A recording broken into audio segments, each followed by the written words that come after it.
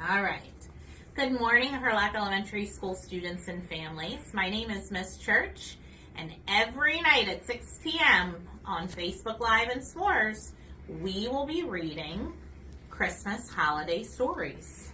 Tonight I'm going to be reading This is No Time for Sleeping, written by Andrew Blackburn and illustrated by Mike Esberg.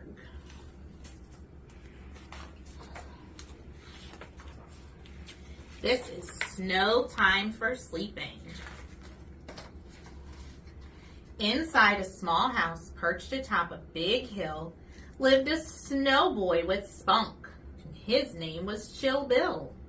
As visions of snowy dreams danced through his head, not one of those dreams involved going to bed. "It's bedtime," said Dad. "Chill Bill, hurry along. Put your snow jamas on. Sing your toothbrushing song. A snow kid needs sleep to grow up big and strong."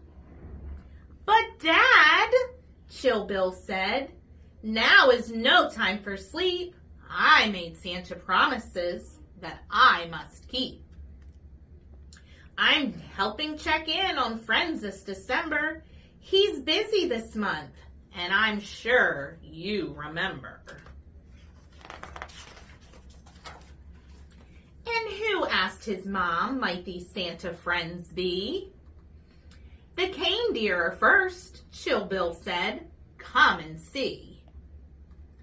They're used to their one daily candy cane ratio. We can't let them starve. Do you have no compassion?"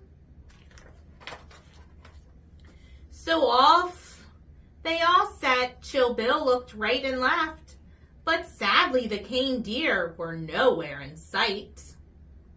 "What gives?" Chill Bill said. "I just saw them last night." "Don't worry," said Dad.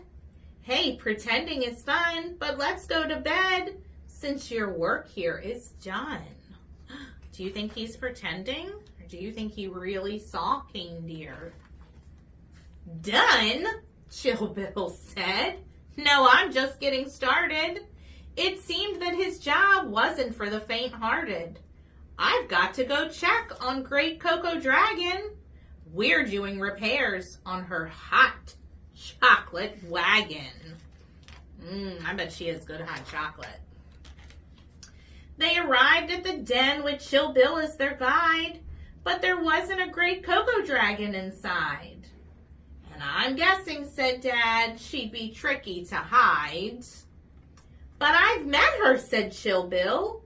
"It's not in my head." But his parents insisted they go back to bed.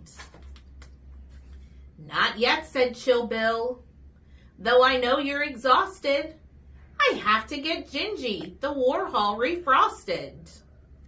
I help him do touch-ups on Mondays and Fridays to keep his gumdrops from drooping off sideways. Wait till you see him, you don't want to miss it." So his parents agreed to just one more quick visit.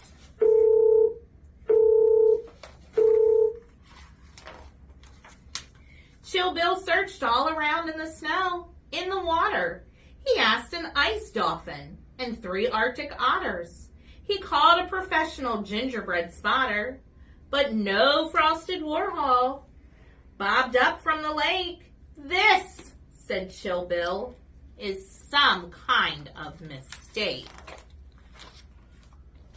"You know," said his mom, "I bet they're all exploring. Santa won't mind. Staying put would be boring." And those scenes of snow creatures danced in his head.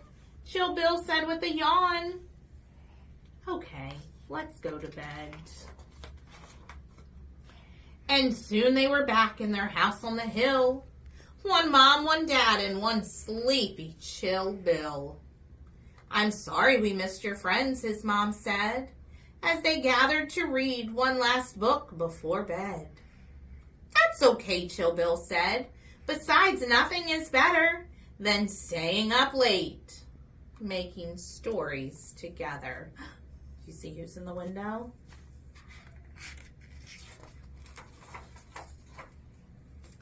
The end. I hope you enjoyed your story and you'll check back in again tomorrow night at 6.